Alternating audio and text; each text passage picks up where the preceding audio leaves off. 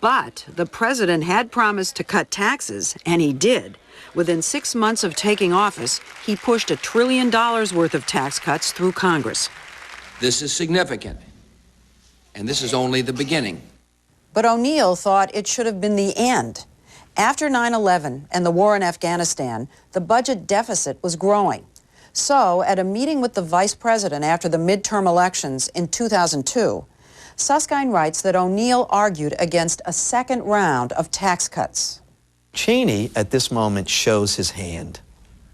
He says, you know, Paul, Reagan proved that deficits don't matter.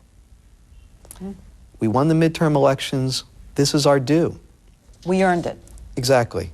What does O'Neill think? O'Neill is speechless. It was not just about not winning a tax cut, it was about how to use the nation's resources to improve the condition of our society. And I thought the weight of working on Social Security and fundamental tax reform was a lot more important than a tax reduction. Did you think it was irresponsible? Well, it's for sure not what I would have done. O'Neill accuses Vice President Dick Cheney of not being an honest broker, but with a handful of others, part of a Praetorian Guard that encircled the president to block out contrary views. O'Neill says this is the way Dick likes it. Meanwhile, the White House was losing patience with O'Neill. He was becoming known for a series of off-the-cuff remarks his critics called gaffes. One of them sent the dollar into a nosedive and required major damage control. Twice during stock market meltdowns, O'Neill was not available to the president. He was out of the country, one time on a trip to Africa with the Irish rock star Bono.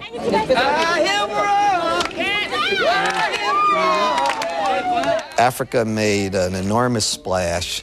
It was like a road show.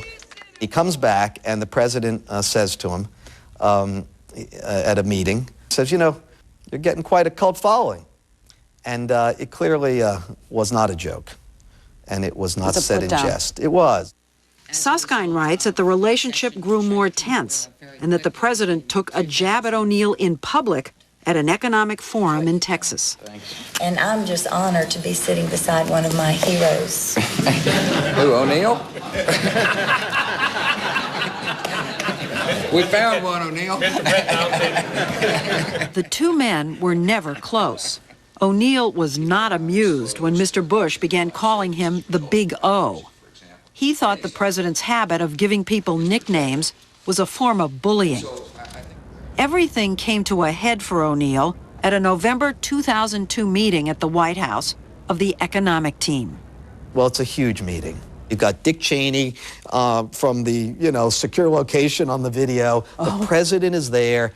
Susskind, who was given a nearly verbatim transcript by someone who attended the meeting, says everyone expected Mr. Bush to rubber stamp the plan under discussion, a big new tax cut. But according to Susskind, the president was perhaps having second thoughts about cutting taxes again and was uncharacteristically engaged. He asks, haven't we already given money to rich people? This second tax cut's going to do it again. The president himself says, but we already gave it to the rich people? Yes. He says, why are we doing it again? Why are we doing it again? He says, why are we doing it again? Now, his advisors, they say, well, Mr. President, the upper class, they're the entrepreneurs. That's the standard response. And the president kind of goes, okay, that's the response. And then he comes back to it again. Well, shouldn't we be giving money to the middle?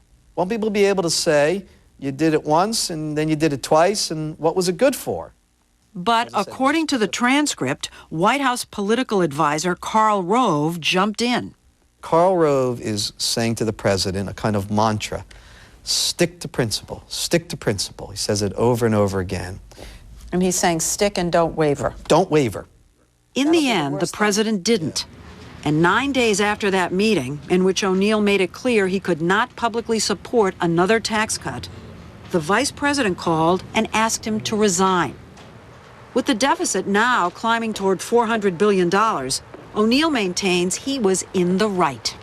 But look at the economy today. Yes, Can't the White House say, look, we were right and O'Neill was wrong? Well, in the last quarter, the growth rate was 8.2%. Wow. It was terrific. Is it because of the tax cut? I think the tax cut made a difference, but without the tax cut, we would have had 6% real growth and the prospect of dealing with transformation of Social Security and fundamentally fixing the tax system. And to me, those were compelling competitors against more tax cuts. While in the book, O'Neill comes off as constantly appalled at Mr. Bush, he was surprised when I told him I found his portrait of the president unflattering. Oh, you really think so?